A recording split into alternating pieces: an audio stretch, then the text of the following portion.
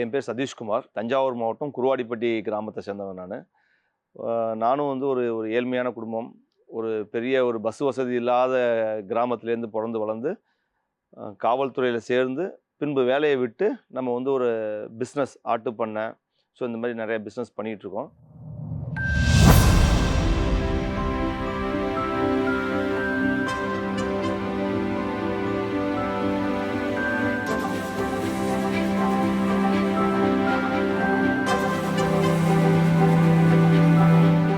நானுமே ஒரு ஒரு பள்ளியில பார்த்தீங்கன்னா, ஒரு 20% நல்லா நல்லா சூப்பரா படிக்கிறவங்க இருப்பாங்க. ஒரு 80% சுமாரா படிக்கிறவங்க இருப்பாங்க. அந்த 80% மக்கள்லேருந்து வந்து, நான் இன்னைக்கு வந்து ஒரு என்னோட லைஃப்ல வந்து ஒரு லெவல ரீச் பண்ணியிருக்கேன் அப்படின்ற ஒரு இத பெருமையா நான் சொல்லிக்கிறேன். ஏன்னு கேட்டீங்கன்னா, எல்லார் மாரியே பள்ளி பருவமும் எனக்கு வந்து ரொம்ப டிஃபிகல்ட்டா இருந்துச்சு. 34 மார்க் வாங்கி 1 மார்க்குக்காண்டி டீச்சர்ட்ட அடி வாங்கின கதைகள்லாம் எனக்கு நெறைய உண்டு. அப்படி வந்து தான் நான் என் லைஃப்ப வந்து என்னோட கெரியர் ஸ்டார்ட் ஆனுச்சு. School life start ஆனுச்சு.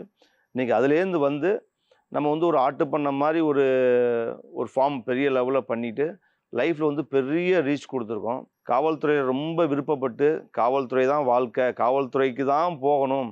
எனக்கு காவல்துறைய தவிர்த்து வேற எதுவுமே தெரியாது. ஸ்கூல் படிக்கும்போது யார் எப்ப கேட்டாலும் காவல்துறைக்கு போணும். ஸோ இப்படி தான் என்னுடைய கெரியரே ஸ்டார்ட் ஆனுச்சு. ஆனா பெரிய டிசப்பாயின்ட்மென்ட் ஆயிப்போச்சு. ஏன்னா காவல்துறைன்றது ஒரு பெரிய சர்வீஸ் ஃபீல்டு அப்படின்றதுனால இருந்தாலும், அந்த சேவைக்கு ஏத்த ஊதியம் நமக்கு கிடைக்காததுனால, நமக்கு வாழ்க்கையில அடுத்த லெவலுக்கு போகணுன்ற பசி அதிகமா இருந்ததுனால, ஜாப ரிலீவ் பண்ணிட்டு வந்து ஒரு பெரிய ஃபார்மிங் செட்டப் போயாச்சு. பேசிக்கலி நம்ம வந்து ஒரு கிராமத்துல இருந்த ஃபேமிலி. ஸோ எல்லாமே நமக்கு இயற்கையாவே தெரிஞ்ச விஷயங்கள். கூட அப்பா, அம்மா இருந்ததுனால, நம்ம வாழ்க்கை இன்னைக்கு வந்து பார்த்தீங்கன்னா, காவல்துறையில வந்து ஒரு 2 வருடம் என்ன சம்பாதிக்க முடியுமோ, அத வந்து நம்ம 1 வருடம் சம்பாதிக்கக்கூடிய அளவுக்கு நம்ம கெப்பாசிட்டிய வந்து நம்ம வந்து உயர்த்தியாச்சு. இதுக்கு எல்லாத்துக்குமே பார்த்தீங்க அப்படின்னா, நம்ம ஸ்கூல் படிக்கும்போது, காலேஜ் படிக்கும்போதெல்லாம் வந்து நம்ம புக்க படிச்சோமோ இல்லையோ, நெறைய லைஃப்ல வந்து நம்ம லைஃப் லெசன படிச்சாச்சு. அந்த ஒரே ஒரு காரணத்தினால தான் இன்னைக்கு வந்து ஒரு சக்சஸ்ஃபுல் ஒரு பண்ணையாளராவும், சக்சஸ்ஃபுல் ஒரு பிசினஸ் மேனாவும், சக்சஸ்ஃபுல்லா ஒரு என்டர்பிரினராவும் நம்மளால இங்க வந்து நிக்க முடியுது. ஒரு அவரேஜ் ஸ்டூடண்ட் நானு. ஒண்ணும் பெரிய நல்லா படிக்கிற ஸ்டூடண்ட்லாம் கிடையாது. ஆனா இன்னைக்கு பார்த்தீங்கன்னா, என் கூட யாரெல்லாம் நல்லா படிச்சு ஃபர்ஸ்ட் ரேங்க், செகண்ட் ரேங்க் எடுத்தாங்களோ, அவங்கலாம் வந்து ஒரு சாதாரணமா ஒரு 15,000 20,000 சம்பளத்துக்கு தான் இப்போ வரைக்குமே ஒர்க் பண்ணிட்டு இருக்காங்க. அத நினைக்கும்போது நான் ரொம்ப கர்வமாவே ஃபீல் பண்ணுவேன். நம்ம சுமாரா படிச்சதுனால தான் வாழ்க்கையில இன்னைக்கு முன்னேற முடிஞ்சுச்சு, அப்படின்னு எனக்கு ஒரு பெரிய மைண்ட் செட் இருக்கும். லிட்ரலா எங்க ஊருக்கு வந்து பஸ் வசதி கூட கிடையாது. சொல்லப்போனா எங்க ஊர்லயே அரசு பணிகள்ல இருக்கிறதுல ஒரு 3, 4 பேர் தான். இந்த இந்தியா சுதந்திரம் அடைஞ்சு இது நாள் வரைக்கும் 2024 வரைக்கும் அரசு வேலையில இருக்கிறவங்களே ஒரு 3, 4 பேரு. அதுல நானும் ஒருவன். நம்ம வாழ்க்கையில சக்சஸ் பண்ணணும் அப்படின்னா, ஃபர்ஸ்ட் ஆஃப் ஆல் வந்து நம்ம பிளான வந்து யார்ட்டயும் சொல்லாம இருக்கணும். அதுதான் வந்து ஃபர்ஸ்ட் சக்சஸே. நான் போலீஸ்லேருந்து வந்தேன். நான் ஜாப ரிசைன் பண்ணதையே கிட்டத்தட்ட ஒரு 5லேருந்து ஒரு 6 மாசம் கழிச்சு நான் ஃபேமிலிட்டயே சொன்னேன் நானு. ஏன் அப்படின்னா, ஃபர்ஸ்ட் ஆஃப் ஆல் நம்ம அவங்கள்ட்ட போய் டிஸ்கஸ் பண்றோம். நான் வந்து ஒரு பிசினஸ் பண்ண போறேன். எனக்கு வந்து போலீஸ்ல சம்பளம் பத்தல அப்படின்னா யாருமே அத அக்செப்ட் பண்ணிக்கவே மாட்டாங்க. ஏன் அப்படின்னா, அவங்களுக்கு ஒரு பயம் இருக்கும். ஐயோ! புள்ள வந்து ரொம்ப கஷ்டப்படுவானே அப்படின்னு சொல்லிட்டு. ஆக்சுவலா அந்த மாரிலாம் சொல்லாம நம்ம இண்டிபெண்டன்ட்டா இருந்ததுனால மட்டும் தான் இன்னைக்கு வந்து ஒரு பிசினஸ்ல சக்சஸ் பண்ணி, நம்ம வந்து ஒரு என்டர்பிரினரா மாற முடிஞ்சுச்சு. ஒரு ஆரம்ப கட்டத்தில வந்து பார்த்தீங்க அப்படின்னா, ஒரு கவர்ன்மென்ட் ஸ்கூல்ல தான் நம்ம லைஃப் ஸ்டார்ட் ஆனுச்சு. அடுத்து கல்லூரி பருவம் பார்த்தீங்க அப்படின்னா, நம்ம தஞ்சாவூர்ல இருக்கிற பூண்டி கல்லூரி. அங்க தான் ஒரு ட்ரீம். அங்க படிச்சா அங்க தான் படிக்கணும். அப்படின்ற ஒரு ட்ரீம்ல தான் நம்ம போய் அங்க போய் சேர்ந்தோம் நம்ம. சேர்ந்துட்டு ஒரு 2008 காலகட்டங்கள முடிச்சுட்டு, லைஃப்ல என்ன பண்ணணும்னு தெரியாது. ஆனா போலீஸ்க்கு போகணும்னு மட்டும் தான் தெரியும். வேற எதுவுமே தெரியாது. ஒரு குதிரைக்கு எப்படி கடிவாளம் போட்டிருப்பாங்களோ, அதே மாரி போலீஸுக்கு தான் போகணும். எனக்கு வாத்தியாருக்கு என்ன படிக்கணும்னு தெரியாது. டாக்டருக்கு என்ன படிக்கணும்னு தெரியாது. ஏன் ஈவன் என்ன குரூப் எடுக்கணும்னு கூட எனக்கு தெரியவே தெரியாது. ஸோ இதுதான் என்னுடைய எஜுகேஷன் லெவல். அத ப்ராப்பரா கைட் பண்றதுக்கு யாரும் கிடையாது. ஸோ நம்முடைய கான்செப்ட் என்ன? எது படிச்சா சீக்கிரம் பாஸ் ஆகலாம்? எந்த குரூப் எடுத்தா சீக்கிரம் பாஸ் ஆகலாம்? இவ்வளவு மட்டும் தான் என்னுடைய ஒரு கோலா இருந்துச்சு. ஸோ அதனால தான் நம்ம வந்து ஆர்ட்ஸ் பிரிஃபர் பண்ணோம். சீக்கிரம் பாஸ் ஆயிடலாம்னு சொல்லிட்டு. 12த் முடிச்சோனே லிட்டரலா எனக்கு வந்து என்ன படிக்கிறது காலேஜ்ன்னு கூட தெரியாது. நான் என் ஃப்ரெண்டுட்ட டிஸ்கஸ் பண்ணும்போது கேட்டேன், "ஏய் என்ன படிக்கிறதுன்னு தெரியல. எந்த குரூப்ஸ் ஜாயின் பண்ணோம்னா, என்ன டிகிரி ஜாயின் பண்ணோம்னா, சீக்கிரம் பாஸ் பண்ணிறலாம், சீக்கிரம் பாஸ் போடுவாங்க." அப்படின்னு நினைச்சு தான் நான் வந்து என்னுடைய பேச்சுலர் ஆஃப் காமர்ஸ் சூஸ் பண்ணேன் நானு. ஸோ எளிமையா பாஸ் ஆயிரலாமே அப்படின்னு சொல்லிட்டு. ஸோ அதே மாரி நம்ம எளிமையா பாஸ் பண்ணியாச்சு. பேசிக்கலா வந்து நம்ம வந்து ஸ்கூல்ல வந்து என்சிசி கேடட்டு, காலேஜில் வந்து ஒரு என்சிசி கேடட்டு பெரும்பான்மையான ஹவர்ஸ் வந்து நமக்கு வந்து காலேஜ்லேயும் சரி ஸ்கூல்லையும் சரி அந்த என்சிசிலேயே நம்ம வாழ்க்கை கழிஞ்சிருச்சு. என்சிசியில் இருந்ததுனாலயோ என்னமோ தெரில, நமக்கு இயற்கையாகவே வந்து ஒரு போலீஸுக்கு தான் போகணும், வேறு ஜாபுக்கு போகவே கூடாது அப்படின்னு நிலமை. ரெண்டாவது வந்து பார்த்தீங்க அப்படின்னா, போலீஸுக்கு போகிறது தான் லிட்டரலாக ஈஸியான ஜாபும் கூட.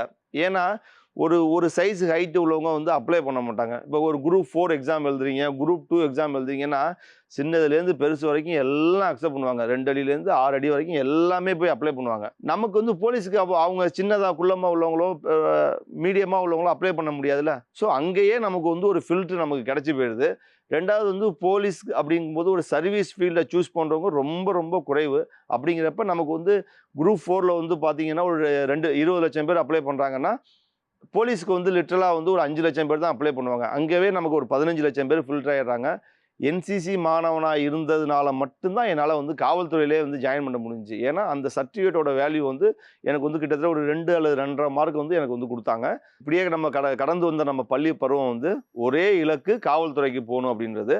நான் உண்மையாகவே நான் வந்து பெருமைப்படக்கூடிய விஷயம்னு பார்த்தீங்க அப்படின்னா, பள்ளி பருவமும் கல்லூரி பருவமும் சரியான விதத்தில் என்சிசியில் இருந்ததுனால தான் நம்ம காவல்துறைக்கு போக முடிஞ்சுன்னு நம்ம பேசியிருந்தோம். நம்ம நிறைய பேர் காவல்துறைக்கு போகிறாங்க பார்த்தீங்களா, அவங்களுக்கு ஒரு டிப்ஸ் சொல்கிறேன் கேட்டுங்க.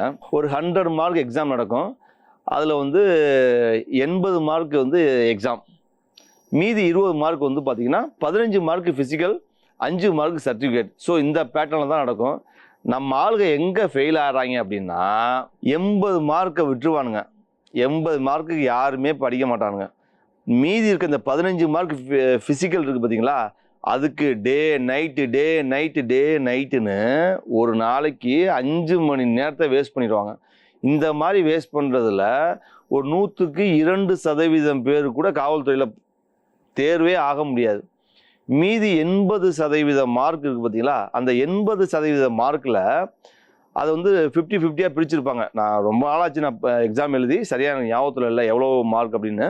அதில் சைக்காலஜி, ஜென்ரல் நாலேஜ். இந்த சைக்காலஜியில் பார்த்தீங்க அப்படின்னா கிட்டத்தட்ட வந்து 40 பேட்டர்ன் தான் இருக்குது. மீதி இருக்கிறது ஜென்ரல் நாலேஜ். ஜென்ரல் நாலேஜுக்கு நீங்கள் உலகத்தையே படிக்கணும்.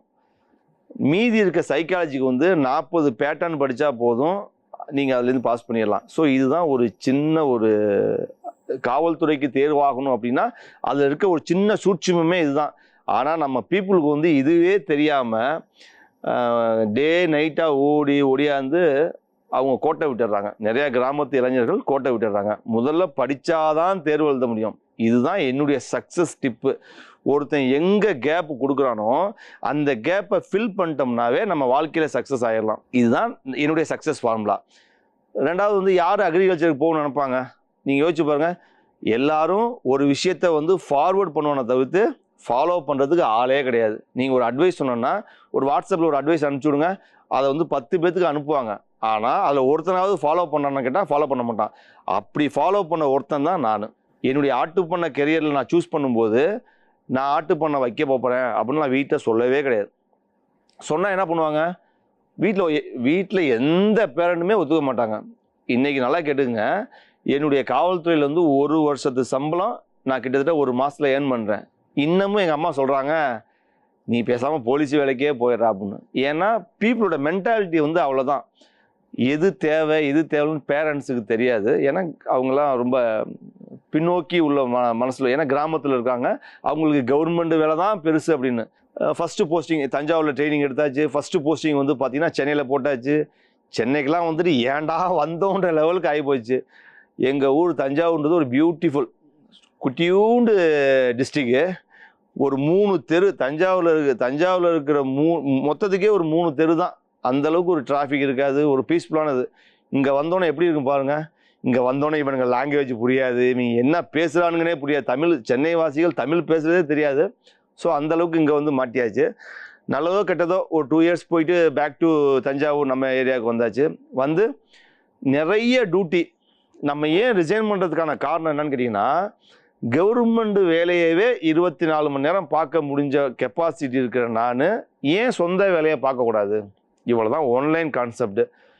இதனால தான் நம்ம வேலையை விட்டு வந்தாச்சு. கவர்மெண்ட் வேலையவே 24 மணி நேரம் பார்க்கறதுக்கு நம்மளால் உடம்புல தெம்பு இருக்குது, மன தைரியம் இருக்குது அப்படின்னா இதையே சொந்த வேலையாக பார்க்கலாம். ஏர்லி மார்னிங் 4:30க்கு எழுந்திருப்பேன். எல்லாரும் 7 மணிக்கு எழுந்திருப்பாங்க. நீங்கள் 4 மணிக்கு 4:30 மணிக்கு எழுந்திரிச்சிங்கன்னா உங்களுக்கு வாழ்க்கையில் எக்ஸ்ட்ரா 2 மணி நேரம் 3 மணி நேரம் உங்களுக்கு வந்து லைஃப்பில் சர்வே பண்ணுறதுக்கான திங்க் பண்ணுறதுக்கு. நீங்கள் 4 மணிக்கு எழுந்திரிச்சு 4 to 7 யோசிச்சு பாருங்கள். அந்த 3 மணி நேரம் வந்து உங்களுக்கு திங்க் பண்ணுற கெப்பாசிட்டி அவ்வளோ ஃப்ரெஷ்ஷாக இருக்கும். அடுத்து என்ன பண்ணலாம், யார் கூட சேரலாம். ஒரு தொழில் பண்ணுறது முக்கியமே கிடையாது. ஒரு தொழில் பண்ணணும் அப்படின்னா யார் ஒருத்தன் ஒரு தொழில் பண்ணிட்டு இருக்கானோ அவன் கூட போய் சேர்ந்து ஒரு தொழிலை கற்றுக்கிட்டு தொழில் பண்ணணும். இதுதான் வந்து ஒரு தொழிலில் பெரிய ஆளாகிறதுக்கான சக்ஸஸ். நீங்கள் இதை 4 மணிக்கு எழுந்து திங்க் பண்ணி பார்த்தீங்க அப்படின்னா 4 மணிக்கு யாரை பார்க்குறது, எந்த ஃப்ரெண்ட்ஸு நல்லவங்க, அந்த ஃப்ரெண்ட்ஸு எவ்வளோ ஏர்ன் பண்ணுறான், நம்மளால் ஜாயின் பண்ண முடியுமா அப்படின்ற ஒரு புதுசான ஐடியா உங்களுக்கு கிடைக்கும். இது எனக்கு கிடைச்ச ஐடியா. இந்த ஐடியாவை தான் நான் ஃபாலோ பண்ணிட்டு இருக்கேன்னு வச்சுங்களேன். ஸோ இப்படி தான் வந்து என் லைஃப்பில் வந்து பார்த்திங்கன்னா நம்ம வந்து ஒரு ஃபார்மிங் பண்ணோம். அடுத்து பார்த்தீங்க அப்படின்னா சரி ஒரு வருமானம் எப்படி போதும், அதனால தான் வந்து தஞ்சாவூர்லேயே பார்த்தீங்க அப்படின்னா பெரிய ஜிம் இன்றைக்கி வந்து நம்ம ரன் பண்ணிகிட்ருக்கோம். பவர் ஸ்மாக் ஃபிட்னஸ் ஸ்டுடியோ அப்படின்னு சொல்லிட்டு ரன் பண்ணிகிட்ருக்கோம். இதெல்லாம் பார்த்தீங்க அப்படின்னா ஒரு ஆக்சிடென்டலாக ஆரம்பித்தது. வருமானம் நிறைய டைம் இருக்குது. நீங்கள் போலீஸில் 24 மணி நேரம் வேலை பார்த்தாச்சு. எப்போவுமே ஆன்கால், எப்போ ஃபோன் பண்ணாலும் அடுத்த நிமிஷம் டியூட்டிக்கு போகணும். 7 மணி டியூட்டினா 6:50க்கு போகணும். இப்படியாப்பட்ட மைண்ட் செட் கொண்டாளுக்கு எப்படி தூக்கம் வரும், வெளியில் தூக்கமே வராது. ஸோ ஃபார்மிங் போக சரி ஜிம் பண்ணலாம். ஜிம் வந்து பார்த்தீங்க அப்படின்னா எல்லாரும் ஓய்வில் இருப்பாங்க காலையில் 9 மணி வரைக்கும். அப்போ நமக்கு ஒர்க்கு. 9லேருந்து 5 மணி வரைக்கும் எல்லாரும் ஒர்க் பண்ணுவாங்க. அப்போ நமக்கு ஓய்வு. 5 மணிக்கு மேலே எல்லாரும் ஓய்வுக்கு வருவாங்க. 5 to 10 நமக்கு ஒர்க்கு. ஸோ இவ்வளோ நேரம் நமக்கு வந்து மித்தவங்களுக்கான ஓய்வு டயத்தில் நமக்கு ஒர்க்கு கிடைக்கிது. ஸோ அப்படின்னு சொல்லிட்டு தான் நம்ம வந்து ஜிம் பண்ணோம். என்னுடைய ஃபஸ்ட்டு ஜிம் பார்த்தீங்க அப்படின்னா கிட்டத்தட்ட சும்மா ஒரு பயம் கிடையாது, ஒரு பணம் இல்லை. அப்போதைக்கு உள்ள பொருளாதார வசதிக்கு வந்து பணம் இல்லை நம்மள்கிட்ட. ஒரு 800-900 ஸ்கொயர் ஃபீட்டில் ஆரம்பித்தோம். அப்போ தான் வாடகையே சும்மா ஒரு 6,000-7,000 இந்த ரேஞ்சில் ஆரம்பித்தோம். அதுக்கப்புறம் பார்த்தீங்கன்னா இப்போ வந்து பார்த்தீங்கன்னா கிட்டத்தட்ட ஒரு 5,000 ஸ்கொயர் ஃபீட்டில் வந்து தஞ்சாவூர்லேயே மிகப்பெரிய ஜிம்மு. ஸோ இந்த கெப்பாசிட்டிலாம் வந்து பார்த்தீங்கன்னா உழைப்பு மூலியமாக கிடச்சிச்சு. நீங்கள் 4:30 மணிக்கு எழுந்திச்சிங்கன்னா உங்கள் வாழ்க்கையில் 2 மணி நேரம் எக்ஸ்ட்ரா உழைக்கலாம். உங்கள் நிறுவனத்தில், நீங்கள் வேலை பார்க்குற நிறுவனத்தில் உங்களுடைய ப்ரெசன்ஸ் இருந்துச்சுனாவே அந்த தொழில் சக்ஸஸ். நிறையா பேர் ஃபெயிலியர் ஆகிறதுக்கான காரணமே தொழில் ஆரம்பிப்பாங்க, அந்த தொழிலே இருக்க மாட்டாங்க, ஆள் வச்சு பார்ப்பாங்க. நம்ம ஓவர் டே சூரிய வம்சம் படத்தில் வர மாதிரி ஒரு பாட்டில் பணக்காரன ஆள் கிடையவே கிடையாது. நம்ம விழுந்த இடம் வேறு, ஏந்திரிச்ச இடம் வேறு. ஸோ அந்த மாதிரி 900 ஸ்கொயர் ஃபீட்டில் ஜிம் ஆரம்பித்து அடுத்த 6 வருஷத்தில் ஸ்டெப் பை ஸ்டெப்பாக இன்றைக்கி 5,000 ஸ்கொயர் ஃபீட்டில் வச்சுருக்கோம். அப்படின்னா அதுதான் வந்து வளர்ச்சி. நம்ம பண்ண ஆரம்பிக்கும் போது பார்த்தீங்க அப்படின்னா கிட்டத்தட்ட எனக்கும் எல்லாத்துக்கும் உள்ள மாதிரி தான் எனக்கும் பயம் இருந்துச்சு. சரி நம்ம ஆரம்பிப்போம். ஆடு, மாடு, கோழி, ஒரு ஒருங்கிணைந்த பண்ணை வித் டாகு, இதோட சேர்த்து ஒருங்கிணைந்த பண்ணையாக பண்ணலாமேன்னு சொல்லிட்டு தான் என் லைஃப் கேரியர் ஸ்டார்ட் ஆனிச்சு. ஏன் அப்படின்னு கேட்டிங்கன்னா நம்ம வந்து ப்ராக்டிக்கலாக வந்து பேப்பர் ஒர்க்கு நிறையா பார்க்கக்கூடிய ஆள். என்ன ப்ளஸ்ஸை தாண்டி என்ன மைனஸ் இருக்குது, இது பார்த்ததுனால தான் இன்றைக்கி சக்ஸஸ் பண்ணியிருக்கோம். ப்ளஸ்ஸை மட்டுமே ஒருத்தன் சொல்லிட்டு போகிறான் அப்படின்னா மைனஸ் அதை தாண்டி 2 பக்கம் இருக்கும், அது யாருக்குமே தெரியாது. ஸோ வாட் இஸ் மைனஸ்லேருந்து எடுத்தது தான் ப்ளஸ்ஸு நம்ம கெரியரில். என்னுடைய ஃபார்ம் ஸ்டார்ட் ஆன போது பார்த்தீங்க அப்படின்னா ரொம்ப சின்னதாக ஆரம்பிக்கலான்னு சொல்லிட்டு தான் நான் வந்து ஆரம்பித்தேன். ஆனால் அதுக்கு எனக்கு கிடைச்ச ரெஸ்பான்ஸுக்கு வந்து என்னைய வந்து அதுவே கொண்டு போயிடுச்சு. நிறைய மிஸ்டேக் பண்ணோம், நிறைய தவறுகள், சின்ன சின்ன இழப்புகள், அதெல்லாம் சரி கட்டி வர்றதுக்கு எனக்கு கிட்டத்தட்ட 2 அல்லது 3 மாதம் ஆச்சு. ஃபஸ்ட்டு 6 மாதம் ரொம்ப கஷ்டப்பட்டேன். ஒரு தப்புலேருந்து ஒரு லெசன், ஒவ்வொரு தப்புலேருந்து ஒரு லெசன் எடுக்க இன்னைக்கு வந்து தவறுகளே இல்லாமல் ரொம்ப நிதானமாக ஒரு பண்ணை தொழிலாக இருக்கட்டும், இல்லை வந்து நம்ம ஃபிட்னஸ் ஃபீல்ட்லையாக இருக்கட்டும், ஸோ அடுத்த லெவலுக்கு நம்ம போயிருக்கோம். அடுத்து பார்த்தீங்க நிறைய நேரம் இருக்குது. போலீஸில் நிறையா ஒர்க் பண்ணியாச்சு, நிறையா ஃப்ரீ ஹவர்ஸ் இருக்குது, நிறைய டைம் இருக்குது. என்ன பண்ணுறது அடுத்தது? Okay, go with. இப்போ என்ன ட்ரெண்டில் இருக்குது? டர்ஃபு. ஸோ இண்டோரில் வந்து நம்ம வந்து ஒரு டர்ஃபு போட்டோம், பவர் ஸ்மாக். அதுவும் பவர் ஸ்மாக் அதே பேர் வச்சு ஒரு டர்ஃபு போட்டோம். நம்ம இன்றைக்கி பீக்கில் இருக்குது, தொட்டதெல்லாம் பீக்கு. ஒரு நிகழ்ச்சிக்கு போயிருந்தேன். அப்போ எனக்கு என்னுடைய பிஸ்னஸ் ஒவ்வொன்றும் வந்து ஓப்பன் பண்ணுறவர் பார்த்தீங்கன்னா ஒரு ஆய்வாளர் இமயவரம்பன் சொல்லிட்டு ரொம்ப நேர்மையான மனிதர் காவல்துறையில். இப்போ இன்னைக்கு டிஎஸ்பி ஆகிட்டாங்கன்னு வச்சுங்களேன். புதுக்கோட்டை மாவட்டத்தில் ஒர்க் பண்ணிட்டு இருக்காங்க. எனக்கு என்னுடைய ஃபங்க்ஷனுக்கு எதுனாலும் அவர் தான் சீஃப் கெஸ்ட். ரொம்ப சீப்பான சீஃப் கெஸ்ட். எப்போ கூப்பிட்டு சார் எனக்கு வந்து ஓப்பன் பண்ணி கொடுங்கனாலும் வந்து ஓப்பன் பண்ணி கொடுப்பாங்க. ஒரு நாள் கேட்டாங்க, என்னப்பா எங்கே இருக்க, ஆளையே பார்க்க முடியல, எவ்வளோ என்ன ஃபோன் பண்ணால் எடுக்க மாட்டேன் அப்படின்னாங்க. நான் என்ன சார் பண்ணுவேன், நீங்கள் வந்து ஓப்பன் பண்ணி கொடுத்துட்டு போயிடுறீங்க, அது பிச்சுக்கிட்டு பூதாகரமாக நான் போயிட்டுருக்கு. ஸோ இவ்வளோ சக்ஸஸ்ஃபுல்லாக போயிட்டுருக்கு சார், நான் நேரம் இல்லை சார் அப்படின்னா அவர்கிட்ட கொஞ்சம் நகைச்சுவையாக சொன்னேன் நான். அதுதான் கூட, அதான் உண்மையும் கூட. ஏன் அப்படின்னு கேட்டிங்கன்னா, எனக்கு தெரிஞ்சு தொழிலில் வந்து யாருமே வந்து தன்னுடைய தொழிலில் வந்து அதிக நேரம் ஸ்பெண்ட் பண்ணுறவங்களே கிடையாது.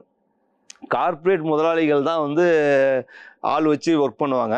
நம்ம வந்து கார்ப்பரேட் ஆகிறதுக்கான வருடங்கள் இன்னும் நிறையா இருக்குது, இன்னும் ஸ்டடி பண்ண வேண்டியது இருக்குது. என் நண்பர் ஒருத்தர் சொன்னார், டாக்டர் ராஜேஷ்னு ஒரு நண்பர் சொன்னார், நண்பா ஆழக்கால் வைங்க, அகலக்கால் வைக்காதீங்க அப்படின்னாரு. இட்ஸ் ட்ரூ, உண்மையும் அதான் கூட.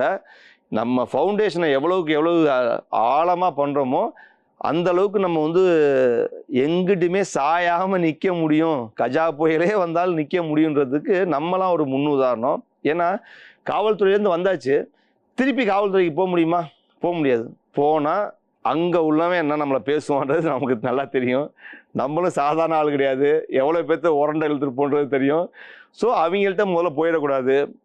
அப்பா அம்மா ஊர் வந்தான் பாரு திருப்பி போயிட்டான் அப்படிம்பாங்க. ஸோ அதனால் அந்த மாதிரி ஒரு சுச்சுவேஷன் வாழ்க்கையில் கிரியேட் ஆகிடவே கூடாது அப்படின்னு சொல்லிட்டு என் வேலையை வந்து என்ன பண்ணேன், ஃபஸ்ட்டு ரிசைன் பண்ணேன். ரிசைன் பண்ணாதான் எனக்கு காவல்துறையில் வந்து விட்டுட்டு கொஞ்ச நாள் வருவாங்க, திருப்பி போகிறவங்க நிறைய பேர் இருப்பாங்க. அந்த போகிறதுக்கான ஆப்ஷன் கிடைக்கவே கூடாதுன்னு சொல்லிட்டு ஃபஸ்ட்டு ரிசைன் பண்ணியாச்சு. ரிசைன் பண்ணி உயிரே போனாலும் தொழில் பண்ணி தான் போகணும், இனிமேல் அங்கே போகக்கூடாது. Business can change your life. Business தான் உங்கள் வாழ்க்கையை மாற்றுமே தவிர்த்து ஒருத்தங்கள்ட்ட போய் பணிபுரிஞ்சு மாத ஊதியம் உங்கள் வாழ்க்கையை மாற்றவே மாற்றாது. இது ஆணித்தனமான உண்மை. நீங்கள் வரலாற்றை திருப்பி பாருங்கள். மாத சம்பளம் வாங்கி இஎம்ஐயில் ஒட்டி இஎம்ஐலே சாகிறதுக்கு எனக்கு விருப்பமே துளியுமே கிடையாது. ஸோ நம்ம வந்ததுக்கான காரணம் என்ன, லைஃப்பில் வளர்ச்சி பெறாமல் இப்படியே இருக்கேன் அப்படின்னா நான் போலீஸே இருந்துட்டு போயிடலாமே, எதுக்கு நான் காவல்துறையை விட்டு வெளில வரணும்? காவல்துறையை விட்டு வந்தோம், சக்ஸஸ் பண்ணோம். இன்றைக்கி வந்து நல்ல ஆழக்கால் வச்சு அக்ரிகல்ச்சர்லேயே ஒரு பெரிய இன்கம். அக்ரிகல்ச்சரில் ஜிஎஸ்டி வச்சு நான் அக்ரிகல்ச்சர் பண்ணிக்கிட்டு இருக்கேன். நம்மளால் முடியாதுன்னு ஒன்றுமே கிடையாது. நிறைய பேர் எக்ஸாமுக்கு தேர்வாகிறாங்க, நீட் எக்ஸாம் எழுதுகிறாங்க, கேட் எக்ஸாம் எழுதுகிறாங்க, ஈவன் 10th 12th எழுதுகிறாங்க. நிறைய பேர் மன உளைச்சலாகி இறக்கிறத வந்து நம்ம செய்திகளை பார்க்குறோம். ஒரு தேர்வு எழுதி அந்த வேலைக்கு போய் அதில் தான் சக்ஸஸ் பண்ணணும் ஒன்றுமே கிடையாது. நான் உண்மையாகவே சொல்கிறேன், 34 35 மார்க் எடுத்து படிக்கக்கூடிய அவரேஜான ஆள். நான் நல்லா படிக்கக்கூடிய ஆளே கிடையாது. இன்றைக்கி நீங்கள் யாரெல்லாம் சமூகத்தில் பெரிய ஆளாக இருக்காங்க, இந்த படித்து இந்த வேலைக்கு போனவங்க நீங்கள் யாரெல்லாம் நினைக்கிறீங்களோ அவங்கள விட மாதம் 10 மடங்கு சம்பாதிக்கிறேன். இது எல்லாமே உழைப்பு, இயற்கை நமக்கு கொடுத்த வாய்ப்பு, அதை நல்லா பயன்படுத்தியிருக்கோம். பார்த்தீங்க அப்படின்னா நிறைய பேர் சொன்னாங்க, நீ ஏன் ரிசைன் பண்ணுற, காவல்துறை இருந்துகிட்டே பண்ணியும் பார்க்கலாமே அப்படின்னாங்க. நீங்கள் மாத சம்பளம்னு நீங்கள் வாங்கினீங்க அப்படின்னா, மாத சம்பளம் 30,000 ரூபா அப்படின்னா 30 நாள் அதுக்கு உழைக்கணும். 30 நாள் உழைச்சி 30,000 ரூபா சம்பாதிக்கிறதுக்கு சுய தொழில் பண்ணோம் அப்படின்னா ஒரு நாளைக்கே 30,000 ரூபா சம்பாதிக்கிறதுக்கான வழிகள் இருக்குது. ஸோ அதனால் ஏன் ஆற்றுல ஒரு கால் சேத்துல ஒரு கால், ஒன்று போனால் ஆற்றோட போவோம், இல்லை சேத்தோட போவோம் அப்படின்னு அன்றைக்கி நம்ம டிசிஷன் எடுத்தோம். அந்த ஒரு காரணத்தினால தான் நம்ம காவல்துறையை விட்டோம். இனிஷியல் ஸ்டேஜில் நம்ம பண்ண ஆரம்பிச்சாச்சுங்க. உண்மையாக சொல்கிறேன், ஏகப்பட்ட ஸ்ட்ரகிள். நான் ஆரம்பித்தோன்னா மழை காலத்தில் ஆரம்பிச்சிட்டேன் நிறையா. ஏன்னா ஒரு ஆரம்பிக்கும் போதே நம்ம வந்து ப்ராப்ளத்தில் ஆரம்பித்தோம், மழை காலத்தில் ஆரம்பித்தாச்சு. எப்போ ஆரம்பிக்கிறதுன்னு தெரியலை, எப்படி பண்ணுறதுன்னு தெரியலை. Everyday is a lesson. இதுதான் ஒவ்வொரு நாளும் அனுபவமாக மாறிக்கிட்டே இருந்துச்சு. இதெல்லாம் வந்து சாத்தியமானது எங்கள் அப்பா எங்கள் அம்மா, இவங்க 2 பில்லர் இல்லை அப்படின்னா பண்ண வைக்கவே முடியாது. நீங்கள் ஒரு லேபர் வைக்கணும் அப்படின்னா நான் அப்போ தான் உணர்ந்தேன், நீங்கள் மினிமம் 100+ ஆடு வளர்க்குறீங்க அப்படின்னா மட்டும்தான் லேபரையே வைக்கணும். அதுக்கு கீழேனா லேபரையே வைக்கக்கூடாது. ஏன்னா உங்களுக்கு வருமானத்தில் கிட்டத்தட்ட 40% லேபருக்கே போயிடும். அப்படின்றதுலாம் ஒரு அனுபவத்தின் மூலமாக தான் நம்ம வந்து கற்றுக்கிட்டோம். நம்ம எதனால இந்த பண்ணை வைக்கும்போதே நம்ம கொஞ்சம் பிளான் பண்ணியாச்சு. டெய்லி வருமானம், வார வருமானம், மாத வருமானம் ப்ளஸ் சீசன் வருமானம், இது எல்லாத்தையும் என்ன பண்ணலாம்? ஏன்னா இதுக்கான சோர்ஸ் நம்மள்ட்ட எல்லாமே இருக்குது. நம்ம வந்து மாடு வாங்கி பால் கொடுப்போம், டெய்லி பால் கிடைக்கும், ஓகே டெய்லி ப்ராஃபிட். வாரம் வாரம் கோழி கொடுப்போம், ஓகே வாரம் வாரம். மாதம் ஆடு சேல் பண்ணுவோம். டாகு நம்ம பண்ணையில் இருக்குது, அதை கரெக்டாக சீசனுக்கு நம்ம வித்தரலாம். இப்படியெல்லாம் பிளான் போட்டு நம்ம இறங்கியாச்சு. ஆனால் இறங்குனது போதும், அதை வந்து நிஜ வாழ்க்கையில் வந்து கொண்டு போக முடியல. ரொம்பவே சிரமமாக இருந்துச்சு. அப்புறம் வந்து இதில் நம்ம பிளான் நம்ம ஒரு சொல்லுவாங்க, நீங்கள் ஃபஸ்ட்டு பிளான் தான் ஃபஸ்ட்டு ஃபெயிலியர் அப்படிம்பாங்க. அதுதான் உண்மையும் கூட. நிறைய பேப்பர் ஒர்க் பார்த்தாச்சு, இதெல்லாம் பண்ணலான்னு. ஆனால் நிஜ வாழ்க்கையில் ரொம்ப சேலஞ்சிங்காக இருந்துச்சு. ஏன்னா ஃபீடு கொடுக்கறதுலேருந்து நோய் மேலாண்மை, நம்ம வந்து வெளியிலேருந்து வாங்கிட்டு நம்ம வீட்டுக்கு வருவோம். நம்ம வீட்டுக்கு வந்ததுக்கப்புறம் தான் அது உடம்பு சரியில்லாமல் போகும், நோய் வரும். ஸோ இந்த மாதிரி. ஸோ இதனுடைய ஏர்லி ஸ்டேஜ் பார்த்தீங்க அப்படின்னா, ஆடு வாங்கியாச்சு, மாடு வாங்கியாச்சு, எல்லாமே பண்ணியாச்சு. ஆனால் பார்த்தீங்கன்னா ஷெட்டு எப்படி போடணும்னு தெரியல. அப்புறம் என்ன பண்ணோம், சின்ன ஆல்ட்ரேஷன் பண்ணி கிழக்கு மேற்காக தான் ஷெட்டு போடணும், கோழிகளுக்கு இந்த மாதிரி போடணும், அதுக்கு தேவையான அளவுக்கு ஹீட்டு தேவைப்படுது, மாடுகளுக்கு ஆடுகளுக்கு ஹீட்டு வந்து கொடுக்கவே கூடாது. இதெல்லாம் வந்து அனுபவத்தின் மூலமாக நம்ம வந்து கற்றுக்கிட்டோம். கிழக்கு மேற்கா ஷெட்டு போட்டாச்சு. ஃபஸ்ட்டு நான் என்ன பண்ணிட்டேன்னா, நிறைய யூடியூப்பில் இன்டர்வியூ பார்க்குறேன் பார்த்தீங்களா, அந்த மாதிரி நானும் சராசரியான ஆரம்பிச்சிருக்கோம்ல. அப்போ நான் என்ன பண்ணுறேன்னா, நிறைய இன்டர்வியூஸ் நிறைய பேர் சொல்லியிருக்காங்க, நிறைய தாயாடுகள் வாங்கி வளர்த்தோம் அப்படின்னா நிறையா குட்டி போடும். நான் என்ன பண்ணேன், ஃபஸ்ட்டு நிறைய ஆடை பிடிச்சி வாங்கி விட்டேன். வாங்கினா 1 வருஷம் தீனியாக போட்டுட்ருக்கேன். கையில் இருக்க காசு எல்லாம் செலவாச்சு. அதுலேருந்து ரிட்டர்ன்ஸ் எடுக்கவே முடியல. அப்புறம் வந்து நம்ம ஐடியா பண்ணது தான், என்ன ஐடியா பண்ணோன்னா, நம்ம எப்படியும் நம்ம இனச்சேர்க்கைக்கு கிடாய்கள் வாங்கியிருப்போம். ஒரு 20 தாயாடுகள் வாங்கியாச்சு. இனச்சேர்க்கைக்குன்னு சொல்லிட்டு ஒரு 3-4 கிடா குட்டிகள் வாங்கினோம். பார்த்தீங்கன்னா அதெல்லாம் நம்ம விற்றாச்சு, இதை விற்க முடியலை.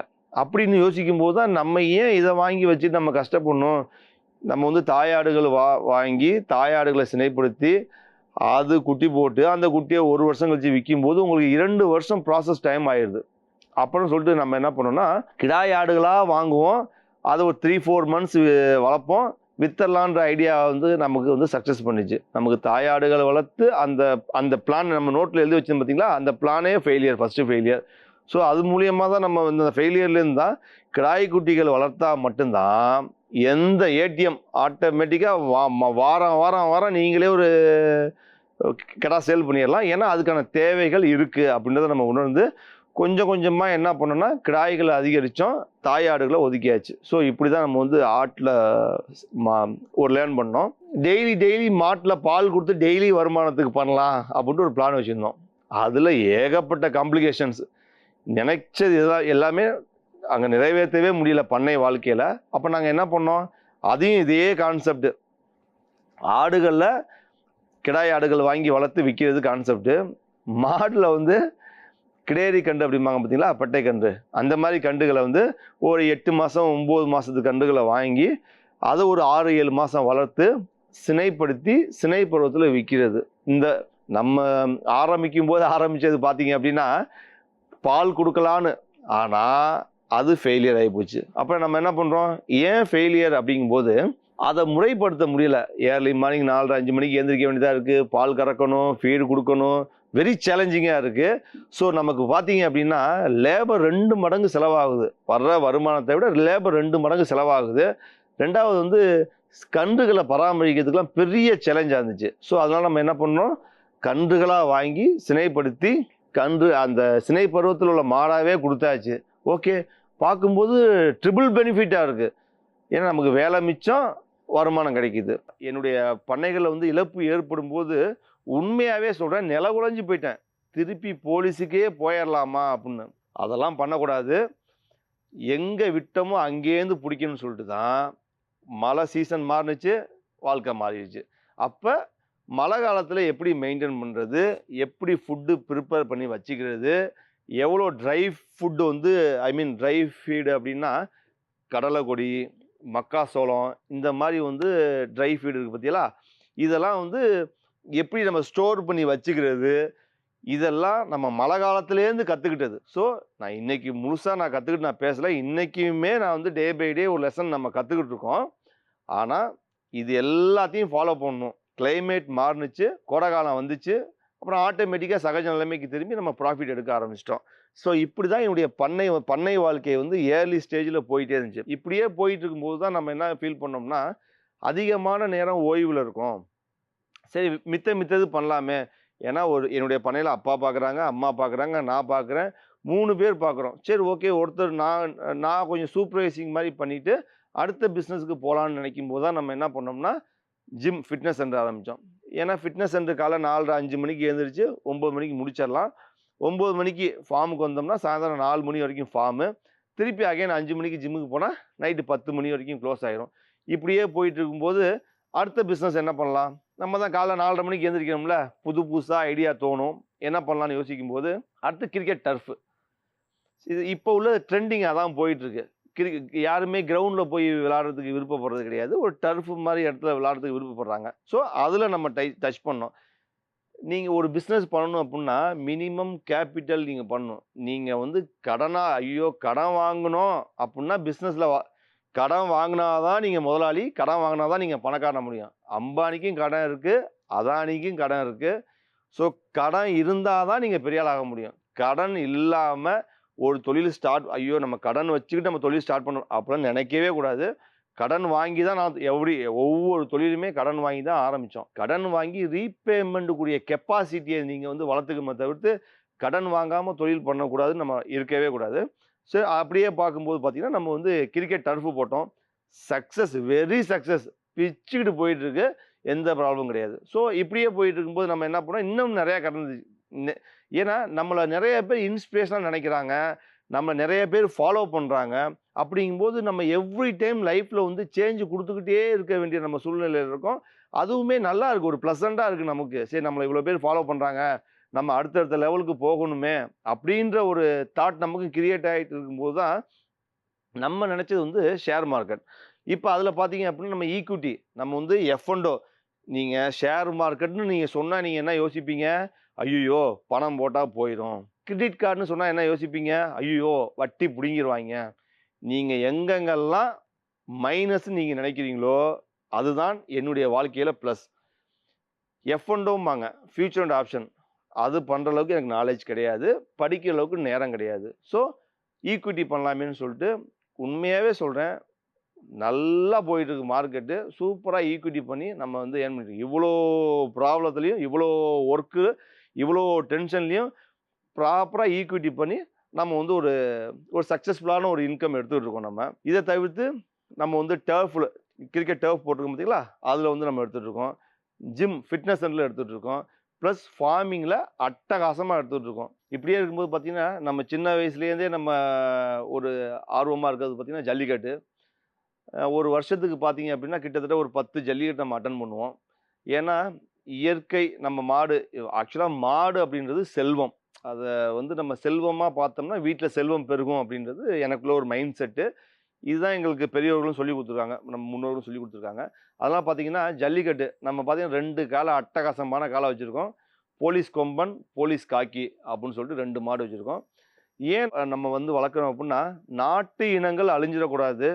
ஏன்னா நாட்டு இனங்கள் இருந்துச்சு அப்படின்னா வீட்டில் செல்வம் பெருகும் அப்படின்றத நம்ம வந்து ஃபாலோ பண்ணுறோம். அதனால தான் நாட்டு இனங்களான நாட்டு நாய் வளர்க்குறோம், நாட்டு ஆடுகள் வளர்க்குறோம், நாட்டு மாடுகளை வீட்டில் வளர்க்குறதுக்கான காரணம் ஜல்லிக்கட்டில் பார்ட்டிசிபேட் பண்ணுறதுக்காண்டி தான் நம்ம வளர்த்துட்ருக்கோம்.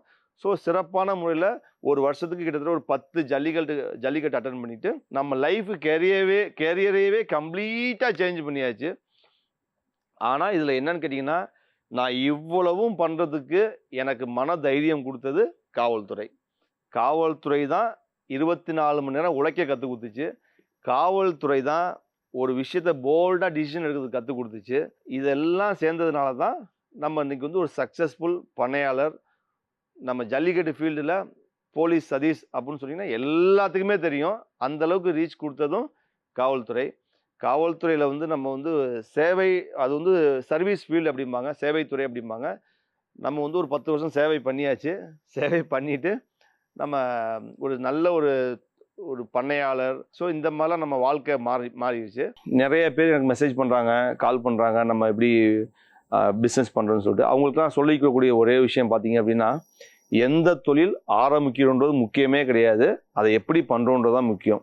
கடை ஓடலைன்னு சொல்லிட்டு க்ளோஸ் பண்ணிட்டே போகக்கூடாது. கடையை ஓட வைக்கணும், நம்ம தான் வைக்கணும். ஸோ ஒரு தொழில் தொடங்குறோம் அப்படின்னா, இப்போ உள்ள காலகட்டங்கள் வந்து ஒரு தொழில் பண்ணுறதுக்கு ரொம்ப ரொம்ப சாதகமான காலகட்டங்கள். ஏன்னு கேட்டிங்கன்னா, இதுக்கு முன்னாடி உள்ள காலகட்டங்கள் வந்து நீங்கள் அட்வர்டைஸ்மெண்ட் கொடுக்கணும், போஸ்ட் ஓட்டணும், ஃப்ளெக்ஸ் ஓட்டணும். இன்றைக்கி வந்து அப்படி கிடையவே கிடையாது. எல்லாம் கையில், எல்லா கையிலையும் ஃபோன் இருக்குது. இன்ஸ்டாகிராம் ஃப்ரீ, ஃபேஸ்புக் ஃப்ரீ, இது எல்லாமே. ஸோ உங்களுடைய என்ன பண்ண போகிறீங்க, அதை எப்படி பண்ணலாம், இது வந்து ஒரு பெரிய விஷயம் கிடையாது. ஆனால் எப்படி மார்க்கெட் பண்ண போகிறீங்கன்றதான். என் பொருளை உங்கள்கிட்ட நான் எப்படி விற்க போகிறேன், என் ஆட்டை உங்கள்கிட்ட எப்படி விற்க போகிறேன், என் ஜிம்மில் உள்ள உங்கள் கஸ்டமரை எப்படி நான் ஈர்க்க போகிறேன், இவ்வளோதான் விஷயம். மார்க்கெட்டிங்கை கற்றுக்கிட்டீங்க அப்படின்னா தொழில் பண்ணுறது ரொம்ப ரொம்ப ஈஸி. அடுத்து பார்த்தீங்கன்னா, நம்ம ஃப்யூச்சர் கோல் நிறைய இருக்குது. இப்போ வந்து நம்ம ரெண்டல் பில்டிங்கில் இயங்கிட்டு இருக்க பிஸ்னஸ் எல்லாத்தையும் ஃப்யூச்சரில் ஒரு 5 இயர்ஸ் கோல், எதுவுமே 1 வருஷ கோல் 2 வருஷ கோல் நம்ம வாழ்க்கையிலே கிடையாது.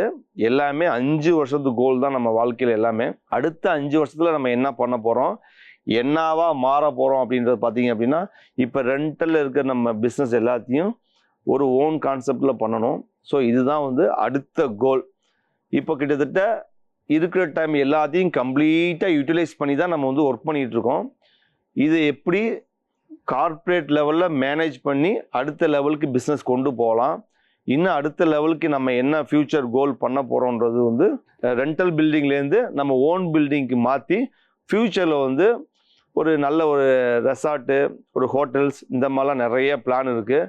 நம்ம யாரு கூட சேர்றோமோ அவங்கள்ட்டேருந்து தான் ஒரு விஷயத்த நம்ம கற்றுக்குவோம். அந்த மாதிரி எனக்கு அடுத்து அமையக்கூடிய நண்பர்கள் வந்து என்ன தொழில் பண்ண போகிறாங்க, அவங்க என்ன எனக்கு அட்வைஸ் கொடுக்க போகிறாங்க அப்படின்றதெல்லாம் ரியலைஸ் பண்ணி தான் நம்ம அடுத்த தொழில் பண்ண போகிறோம். இப்போ பண்ணிகிட்டு இருக்க தொழிலில் வந்து ரொம்ப சக்ஸஸ்ஃபுல்லாக கில்லி மாதிரி பண்ணிகிட்டு இருக்கோம். அதில் எந்த சந்தேகமும் வேண்டாம். எல்லாரும் நல்லா உழைங்க, நல்லா சம்பாதிக்கலாம். கடைசியாக சொல்கிறேன், இந்த உலகத்தில் பணம் சம்பாதிக்கிறது ரொம்ப ரொம்ப ரொம்ப ரொம்ப ஈஸி. ஆனால் அதை எப்படி சம்பாதிக்கணுன்றது தான் யாருமே தெரியாமல் ரொம்ப கஷ்டப்படுறீங்க. எல்லாரும் பண்ண ஆரம்பிக்கலாம்னு சொல்லிட்டு யாரும் தயவுசெய்து யாரும் வர வேண்டாம். கான்ஃபிடென்ட்டோட இந்த வேலையில் தான் நான் இருக்க போகிறேன், எனக்கு வேறு வேலை கிடையாதுன்னு சொல்லிட்டு மட்டும்தான் வந்தால் சக்ஸஸ் பண்ண முடியும். நான் அதையும் பார்க்குறேன், இதையும் பார்க்குறேன்னு சொல்லிட்டு பண்ணை பிஸ்னஸுக்கு வேண்டாம். ஏன்னா ரொம்ப கஷ்டமான தொழில் அது, ஈஸியான தொழிலே கிடையாது. ஆனால் எனக்கு வர்ற ஃபோன் கால், வர்ற மெசேஜ் எல்லாமே ரொம்ப ஈஸியாக சக்ஸஸ் பண்ணலாம் அப்படின்னு நினச்சி வர்றாங்க. ஆக்சுவலாக கம்பைன்டு ஃபார்மிங் நான் பண்ணிக்கிட்டு இருக்கேன். அந்த கம்பைன்டு ஃபார்மிங் அப்படின்றது உண்மையாகவே எளிமையான விஷயம் கிடையாது, ரொம்ப கஷ்டமான விஷயம். ஒரு தொழிலில் மன உளைச்சலாகி தயவுசெய்து வரவே வராதிங்க. இந்த தொழிலை சக்ஸஸ் பண்ணணும், இந்த தொழில் கிடையாது, எந்த தொழிலையும் சக்ஸஸ் பண்ணணும் அப்படின்னா நீங்கள் வந்து இழக்க வேண்டியது நிறைய இருக்கும். இழந்தீங்கன்னா மட்டும்தான் பெறுவது நிறைய பெற முடியும். ஒரு பண்ணையாளராக மாறணும், ஒரு என்டர்பிரனராக மாறணும் அப்படின்னா மினிமம் கையில் ஒரு 30% அமௌண்ட் வச்சு ஆரம்பிங்க. மீதி 70% கடன் வாங்குங்க, மீதியை வந்து உழைப்பை போடுங்க. கன்ஃபார்மாக ஒரு நல்ல பண்ணையாளராக மாறலாம், நல்ல ஒரு என்டர்பிரனராக மாறலாம். நல்ல சொசைட்டியில் வந்து நமக்கு கிடைக்கிற மதிப்பு மரியாதை நான் காவல்துறையில் இருக்கும்போது என்ன கிடைச்சிச்சோ அதை தாண்டி 100 மடங்கு எனக்கு இப்போ கிடைக்குது. வெறும் பவரை வச்சுக்கிட்டு ஒன்றுமே பண்ண முடியாது. பணம் சம்பாதிக்கிறதுக்கான வழியை தெரியிட்டோம்னா பவர் ஆட்டோமேட்டிக்காக கிடைச்சிரும் அப்படின்றது தான் என்னுடைய கருத்து. இந்த வாரம் ஃபுல்லாக என்னுடைய லைஃப் ஜேர்னி, நான் எப்படி காவல்துறையில் இருந்தேன், காவல்துறையை விட்டு நான் எப்படி ஒரு நல்ல பண்ணையாளராக மாறினேன், நல்ல தொழில் முனைவோராக மாறினேன் அப்படின்றத நான் உங்கள்கிட்ட ஷேர் பண்ணேன். வாய்ப்பளித்த ஜெயா டிவிக்கு ரொம்ப நன்றி.